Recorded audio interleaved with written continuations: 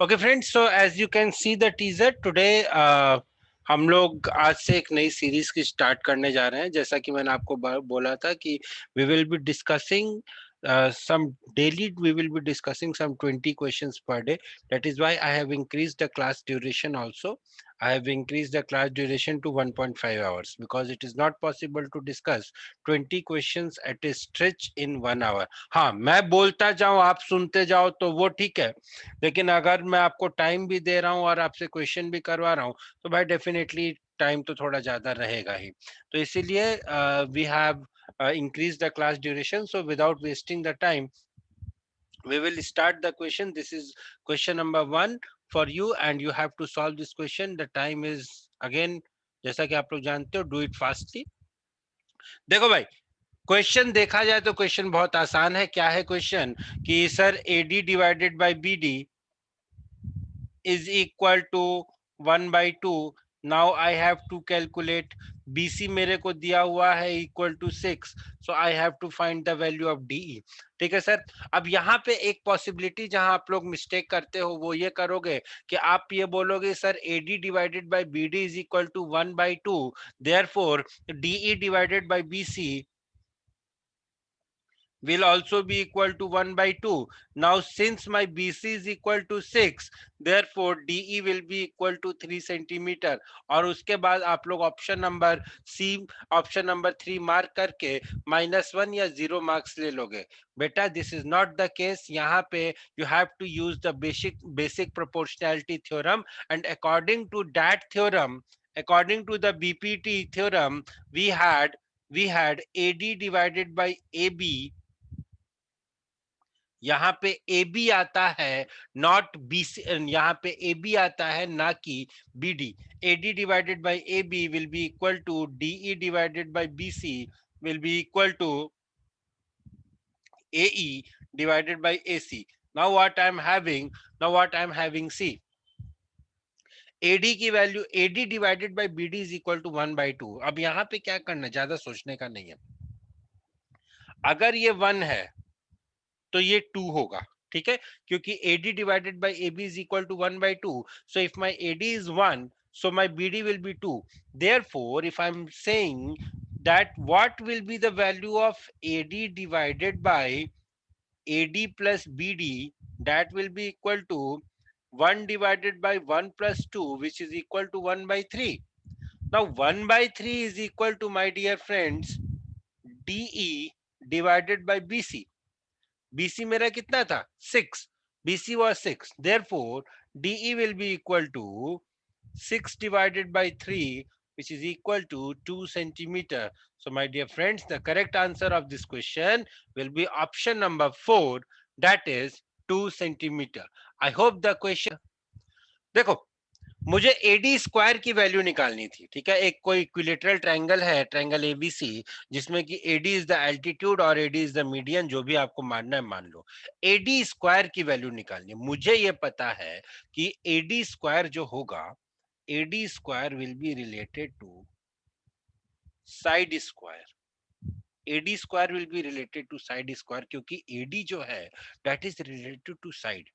Even if I have forgotten that in an equilateral triangle AD is equal to √3/2 multiplied by A, then also I can say that AD will be proportional to A, that is the length of the side. So AD square will be proportional to A square.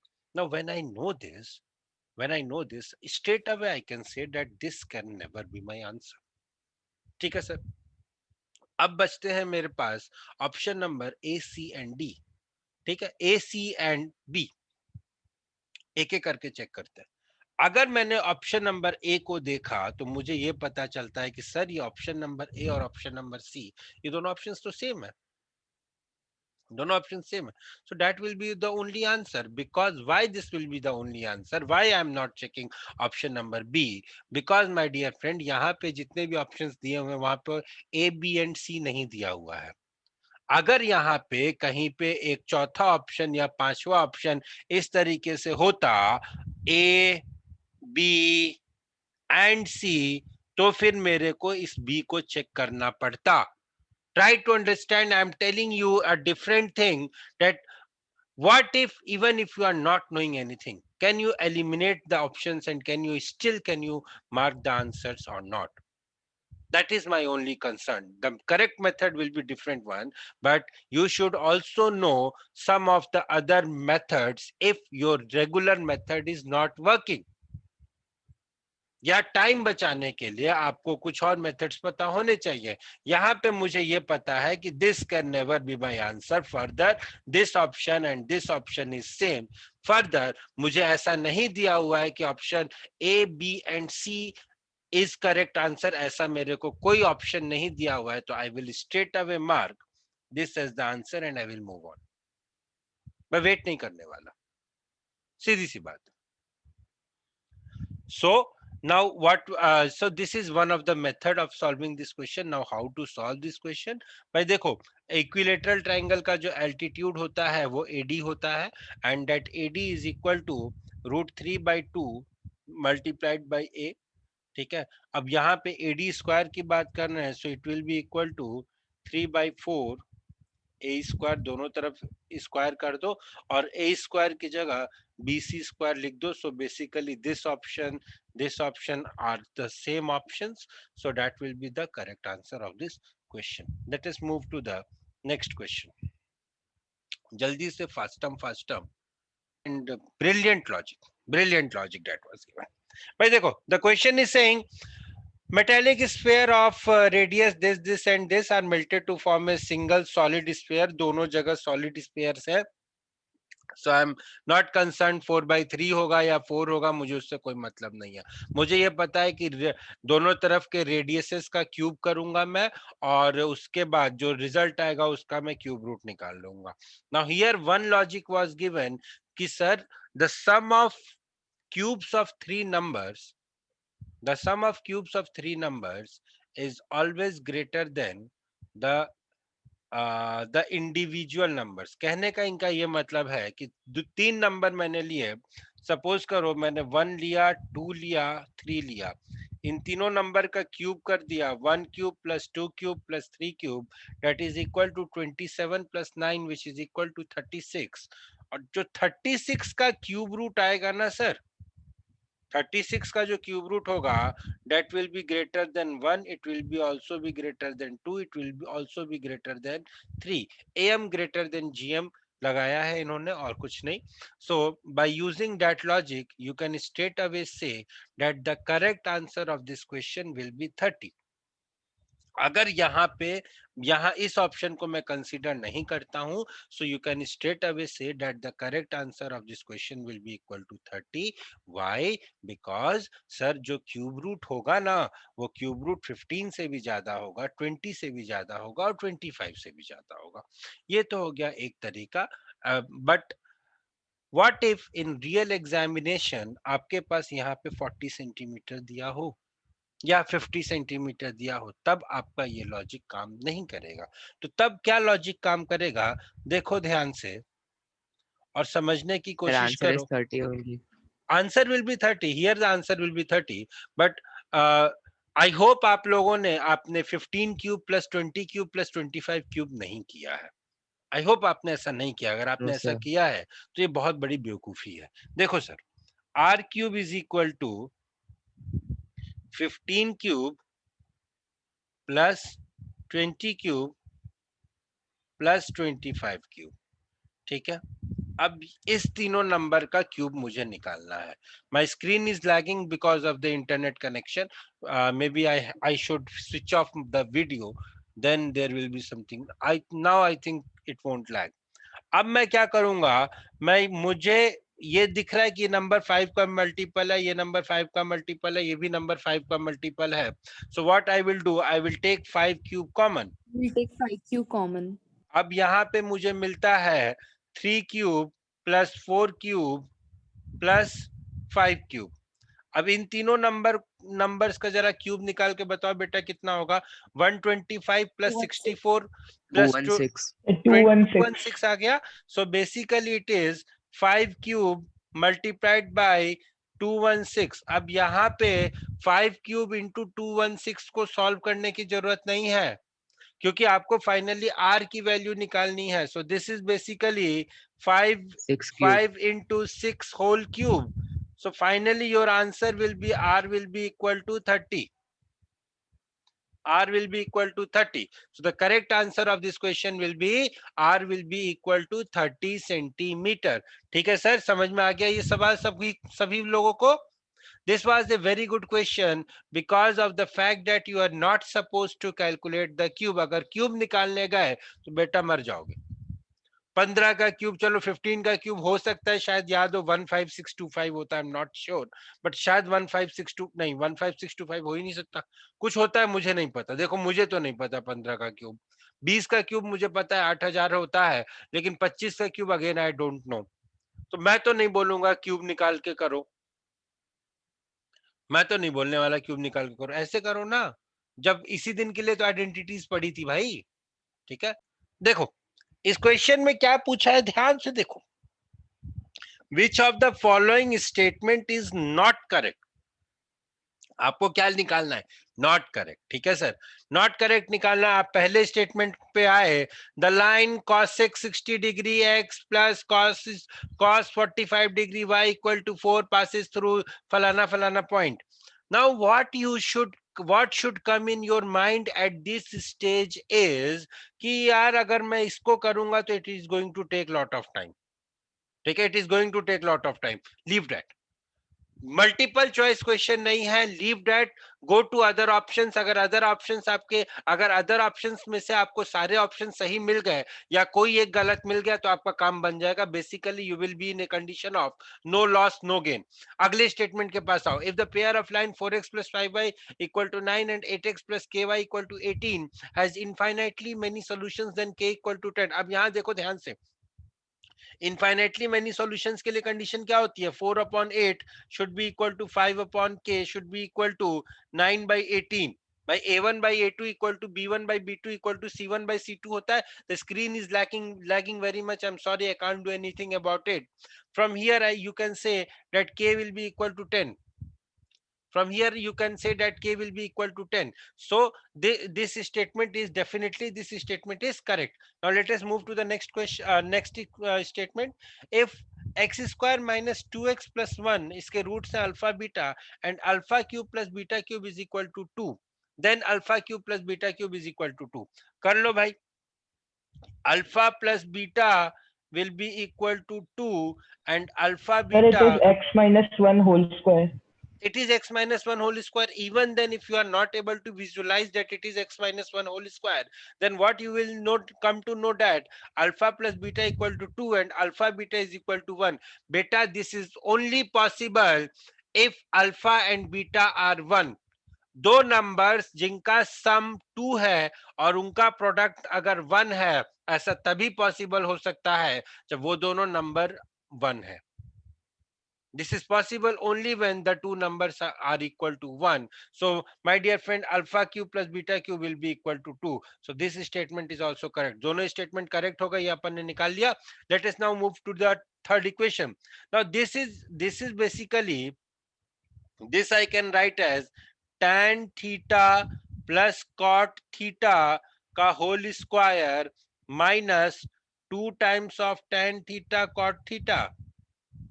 So I will have 5 square minus 2 which is equal to 23. So this equation is also correct. So I'm having all the three statements as correct. So my only option will be, the only incorrect option will be first one. That is, first one is incorrect. Why I did like this? Because मैंने उल्टी चाल क्यों चली? क्योंकि मुझे थोड़ा सा problem हो रहा था.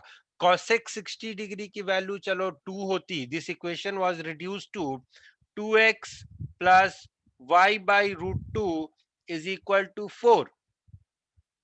2x plus y upon root 2 is equal to 4. अब मुझे चेक करना था यहाँ पे,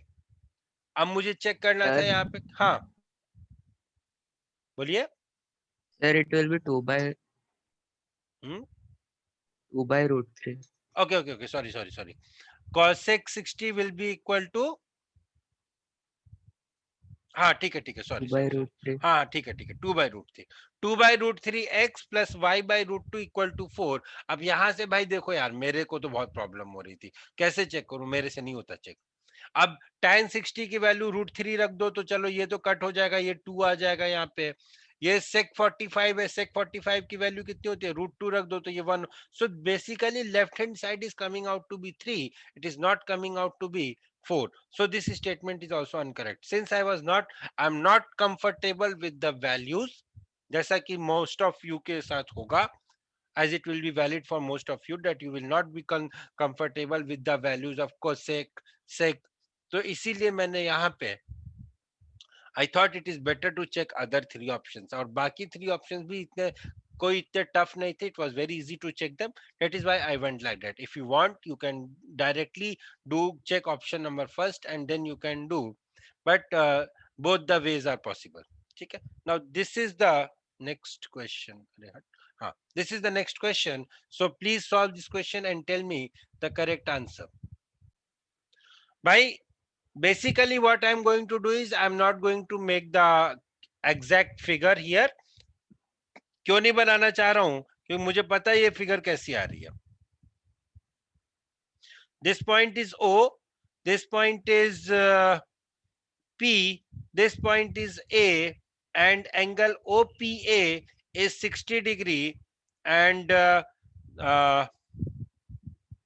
OP is 4, तो OA की वैल्यू मुझे निकालनी है। So I will have OA divided by 4 is equal to sin 60, which is equal to √3/2. So my dear friend, OA will be equal to 2√3 centimeter. That is option number 2. That is option number 2. So OA will be equal to 2√3 centimeter. कैसे किया sir मैंने? देखो, मैंने इसको, मुझे idea था तो मैंने इसको डायरेक्टली बना दिया। आपको आइडिया नहीं होगा तो आप ऐसे बनाओगे, ये पॉइंट P है, ये पॉइंट P है, ये एक टेंजेंट OA है, ये सर्किल का सेंटर हो गया, this is 90 degree. Now what you will have, this length is 4, ये रेडियस है, ये आपको निकालना है। Further this angle is 60 degree. इसी बात को मैंने यहाँ डायरेक्टली ड्रॉ कर दिया and I got the answer as 2√3 centimeter. So this is how this question was to be done. Next question ये है, चलो, now this is a very interesting question. Come on, do it. This is that you have to make here an intelligent guess. Now see, she has one of you has asked a very pertinent question ki sir, how can I figure out that the last term will be 1/64 minus 1/81 and this one will be 1/81 minus 1/100. देखो, अब एक चीज आपको थोड़ा सा यहाँ पे intelligent guess करना पड़ेगा। What intelligent guess sir? देखिए यहाँ पे देखो, you are finding that the second term, the third term, all the terms are cancelling except the first term and the last term. सारे के सारे टर्म्स कैंसिल हो रहे हैं except the first term and the last term. Further यहाँ पे 8100 है, तो इससे आपको ये तो समझ में आ रहा होगा कि it has to do something with 81, it has to do something with 100। So it will have to do something with 81 into 100. इसको मैं ऐसे लिख सकता हूँ, आप इसको 90 स्क्वायर भी लिख सकते हो, but that is not going to serve your purpose. So you can also write it as 81 into 100. जैसे आपने इसको 81 into 100 लिखा, आपको लास्ट टर्म इस तरीके से मिल गया। मुझे तो पहला टर्म मिल गया, लास्ट टर्म मिल गया, बाकी के टर्म्स कैंसिल होते हुए दिख रहे हैं, तो डायरेक्ट सॉल्व कर दो ना यार। कौन बोल रहा है PhD करने के लिए सीरीज में?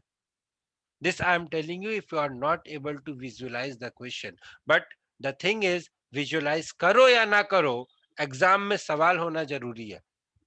सवाल करना is a different कला, विजुअलाइजेशन के साथ करना is a different thing.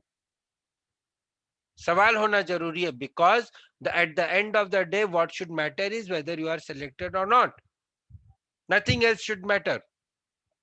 कैसे करेंगे इस क्वेश्चन को, फिर से बताता हूँ। 3/4 plus 5/36 plus dot dot dot plus 19 19/80 100 था। इसको अपन ने क्या किया, 3/4 को मैंने लिख दिया 1 माइनस 1/4, इसको मैंने लिख दिया 1/4 माइनस 1/9.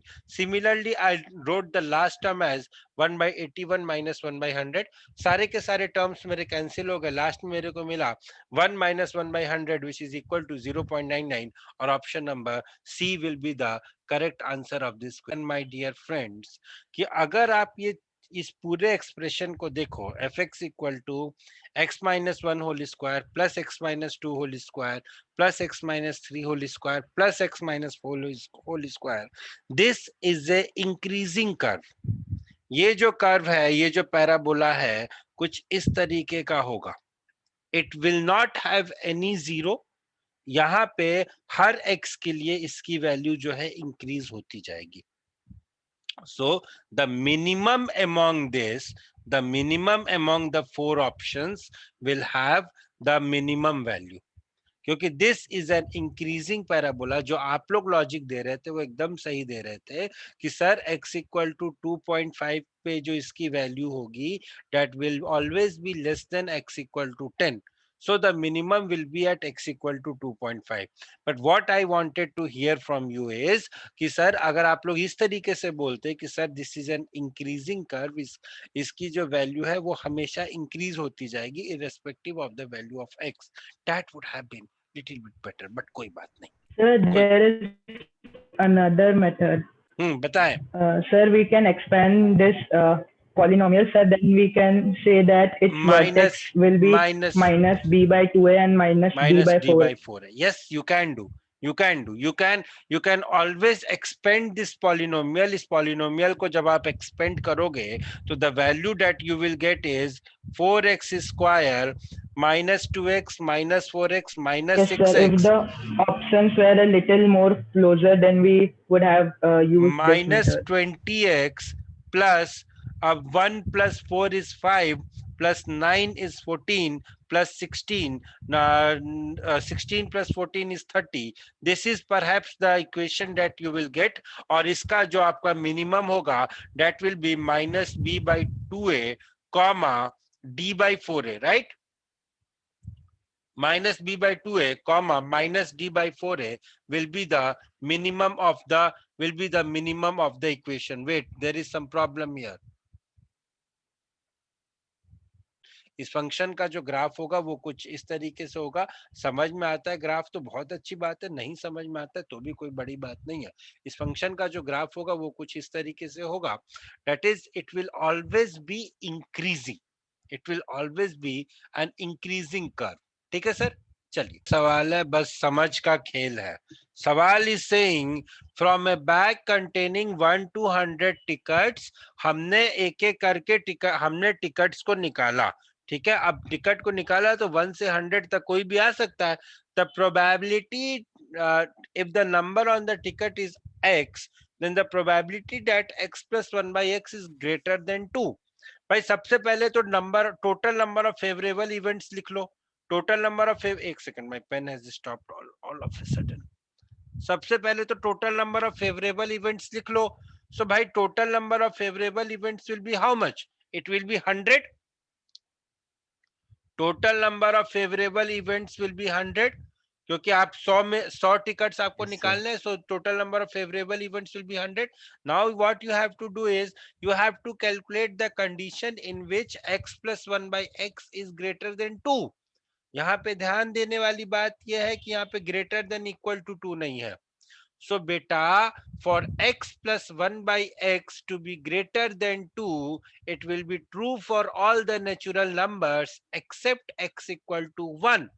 क्योंकि x equal to 1 जब होगा तो I will have 1 plus 1 by 1 which is equal to 2. यहाँ पे मुझे greater than 2 चाहिए. So I will not consider x equal to 1. Rest all the 99 cases I will consider. So my favorable events will be 99 and my total events will be 100. So my probability will be 0.99. अगर मैं इस question को थोड़ा सा modify कर देता और यहाँ पे मैं ग्रेटर देन इक्वल टू लगा देता तो मेरे कंडीशन डिफरेंट हो जाती. तो उस केस में जो मेरी प्रोबेबिलिटी आती वो 3 आती, वो 1 आती. ठीक है सर.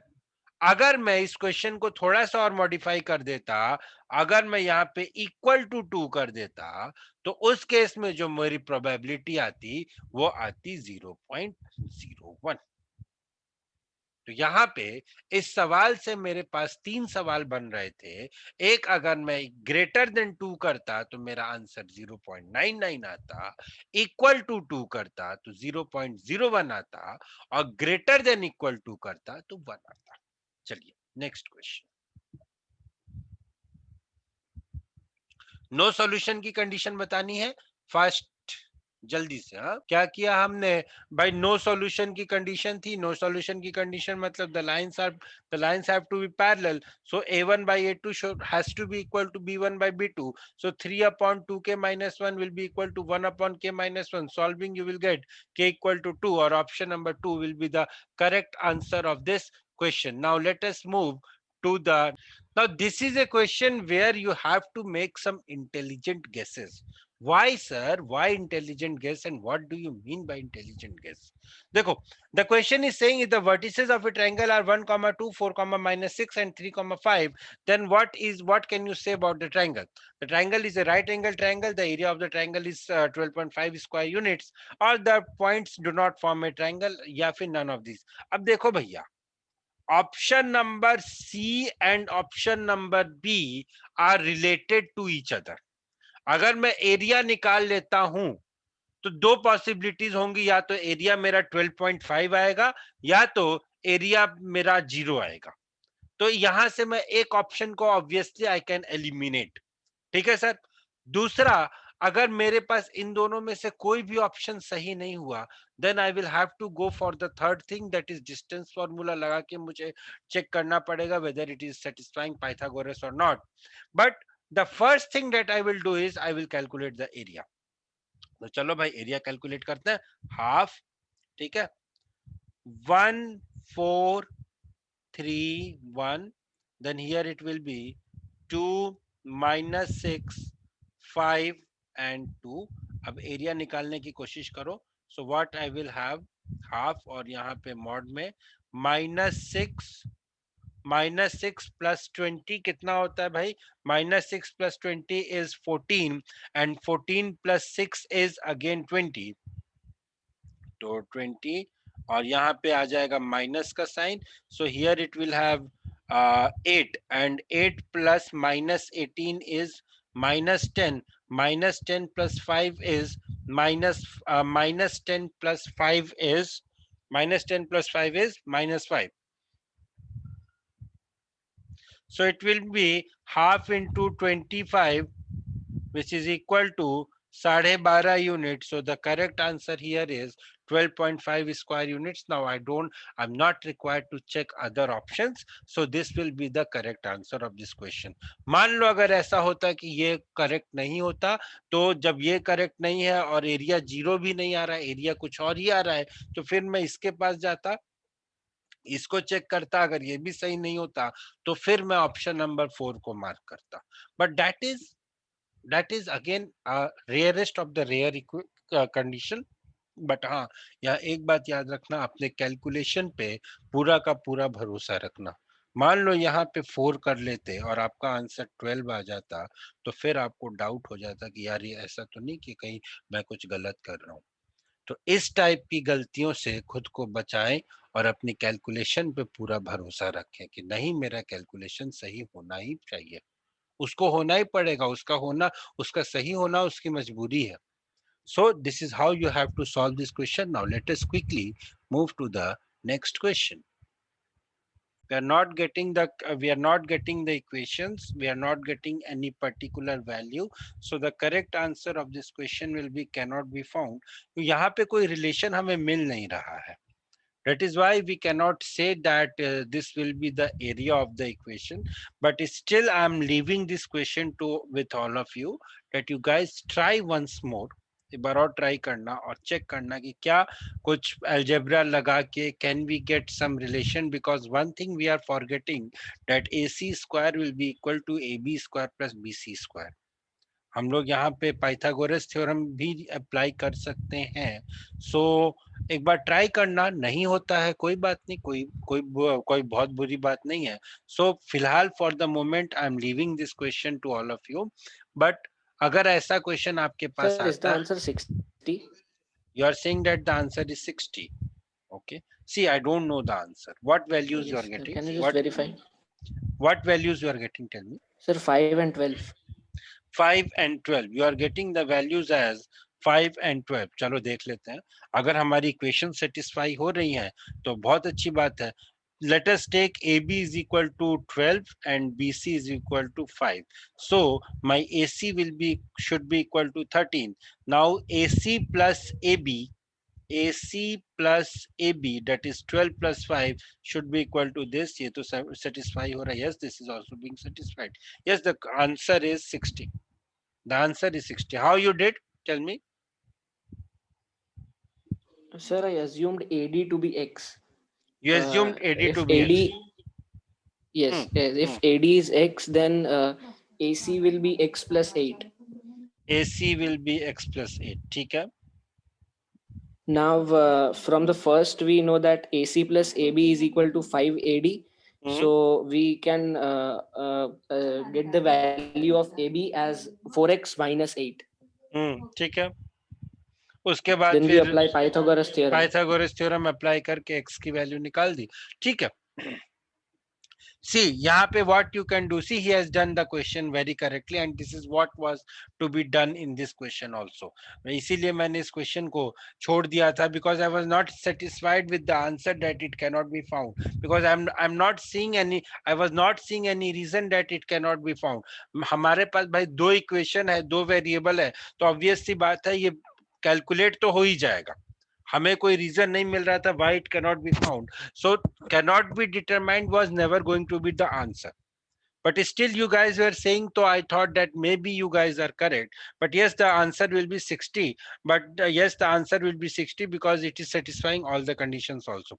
So करना क्या है, किसी एक साइड को आप मान लो x मान लो, AD को x मान लो. So if you will calculate, if you assume AD as x, then your AC will be equal to 8 plus x.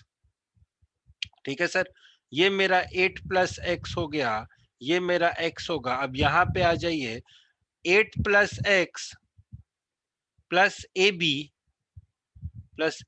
was equal to 5x. So my AB will be equal to 4x minus 8. और AB और this is equal to 4x minus 8. अब यहाँ से आप Pythagoras theorem लगा लो, और Pythagoras theorem तो लगाना ही पड़ेगा। Pythagoras theorem when you will apply, so you will get the value of x, and if you are getting the value of x, you will get the value of x as 5. Okay, you get the value of x is 5.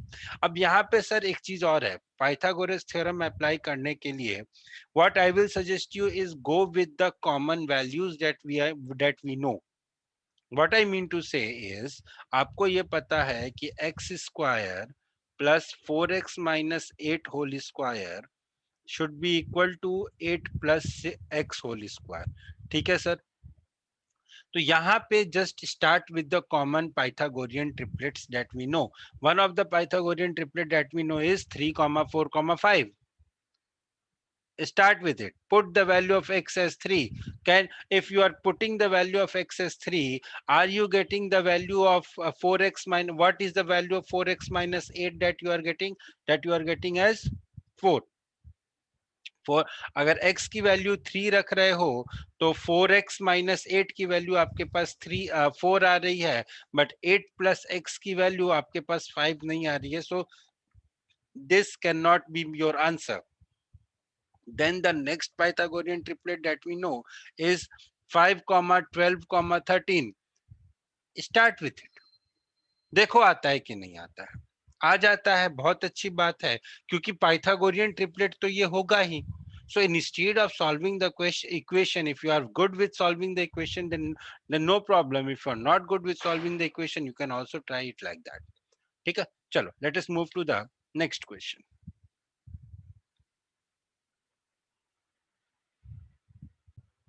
देखो कैसे करेंगे question. The question is saying A triangular field है जिसका sides है 20, 34 and 42. Now remember, this is not a Pythagorean triplet. 20, 34 and 42 are not a Pythagorean triplet. तो ज्यादा कुछ apply करके अपना टाइम खराब करने की जरूरत नहीं है. 3 horses are tied to each of the vertices of with a rope of length 7 meter. 7 meter, 7 meter, 7 meter. तो मुझे ये बताना है कि ये वाला एरिया है ये कितना है. तो पूरे ट्रायंगल का एरिया में से ये एरिया निकाल लूं. ये 1, 2, 3 का एरिया निकाल लूं तो मेरा काम बन जाएगा. अब सबसे बड़ी बात यह है कि ये 1, 2 और 3 का एरिया कैसे निकालें जब मेरे पास एंगल ही नहीं पता है. तो भाई एंगल नहीं पता है तो भी कोई बात नहीं. इस एंगल ये मान लो this is angle A, angle B, angle C. So basically angle A plus angle B plus angle C will be equal to 180 degree. सो ये जो एरिया होगा जो ये जो हॉर्सेस जो ग्रेज करेंगे that will be nothing but half of pi are square, half of pi are square which is equal to half of 22/7 multiplied by 7 into 7. So 7 से 7 कैंसिल हो गया, ये 11 हो गया which is equal to 77 metre square. कैसे sir क्यों आया भाई? ये एंगल मान लो θ1 था, ये एंगल θ2 था, ये एंगल θ3 था. सो θ1/360 into pi are square plus θ2/360 into pi are square plus θ3/360 into pi are square 1/360 degree into pi are square common ले लो तो here you will get θ1 plus θ2 plus θ3 which is equal to 180 degree only. So basically it is half times of area of the circle, so it will be equal to 77 meter square. अब triangle का area निकालना है तो triangle का area निकालने के लिए और दूसरा कोई तरीका नहीं है. आपको ये अपना जो कॉमन मेथड है that is equal to s into s minus a into s minus b into s minus c, that only you have to apply. अब कर लो भाई. 42 plus 34 is 259. एक मिनट बेटा, एक minute. 42 plus 42 plus 34 is equal to 76. 76 plus 90 is equal to 76 plus 20 is equal to 96. 96 divided by 2 is equal to 48. So 48 multiplied by 28 multiplied by 14 multiplied by 6. अब इसके square root को calculate कर लो, जो भी answer आएगा उसमें से 77 को सब्ट्रैक्ट कर लें. What answer you are getting? Aruna, what answer you are getting? 259. 259. So the correct answer of this question will be equal to 259. Next question. Next question.